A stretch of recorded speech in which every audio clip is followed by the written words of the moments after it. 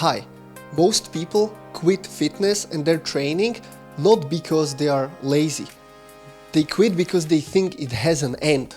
My name is Paolo and today I will explain you why motivation after certain time fails, why discipline alone can collapse at specific point, and why initial progress can disappear after the first success. Fitness is commonly framed as a time-restricted phenomenon, 8 to 12 week cut or 12-week strength program or transformation for 3 months.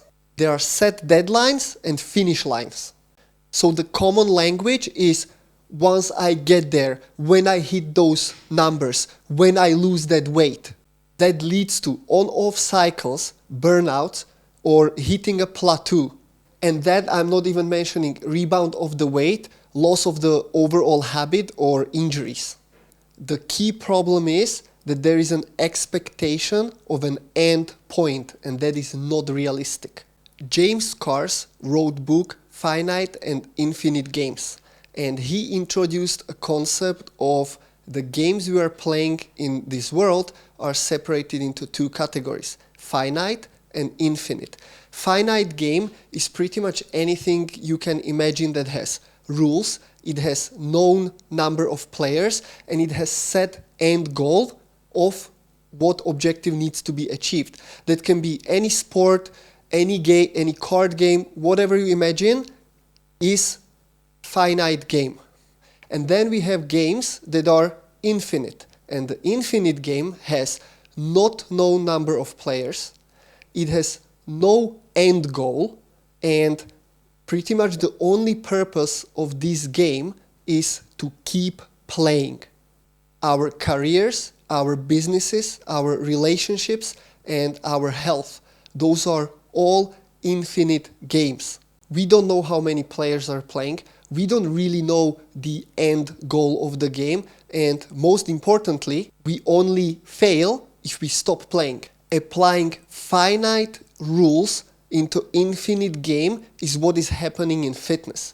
You cannot win a movement, you cannot win a workout. Technically you can against somebody, but what does it actually mean on the long term? We can't win recovery, we can't win health. We just can do it to keep playing and keep improving the game itself. Our body is always changing. Age, environment, stress levels. We cannot put numbers on our body. It's not a mathematical problem. Therefore, our objective should not be completion. It should be continuation. Being able to continue and play for as long as we are willing to. If our only goal is quantifiable measure of a new personal best lift, a number on the scale, or certain aesthetic look, we are neglecting all the other factors. Are you willing to sacrifice sleep, well-being, mental health for this? And the problem is that even that doesn't work. Once we get to that end point, we can't stop because we'll lose it straight away. So it is about continuation by design. We can't avoid it. Sacrificing the context of life for these short-term gains and goals, it's not sustainable. If we play fitness and health as an infinite game, we focus on longevity, recovery, building the base, building the good habits that are supporting this lifestyle overall. We want consistency over intensity. We want focus on adaptation over focus on punishing ourselves with the workout on a daily basis. We want to build skills and habits, not dwell on exhaustion. How to assess this is very simple. Ask yourself, if I continue what I was doing last week or last month, can I do that for next 5 or 10 years? Can I keep training like that? Can I keep living like that? Is it enough for my recovery? Can this fit into my life long term? Am I sacrificing a social life or work or well-being of my kids? We win health and fitness if we stay in the game.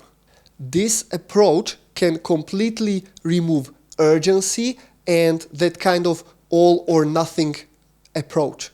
The motivation will be about identity. Who am I and who I want to be? What are the habits I have and what are the habits I want to build or keep?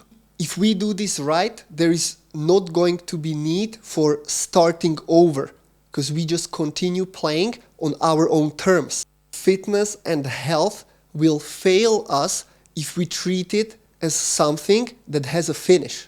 It's a practice of daily habits, daily routines. It's not a project to be finished and done. So now we know that it is not about changing the finish line. It's about stopping and reassessing practices, processes, and purpose of what we are actually trying to build. At the end, I want to ask you for a favor. Send this to 2 people. One person, somebody who inspires you, and second person, somebody who needs to hear this. But don't tell them who is who. Thank you very much for watching. If you have any questions, comments, or notes, please reach out.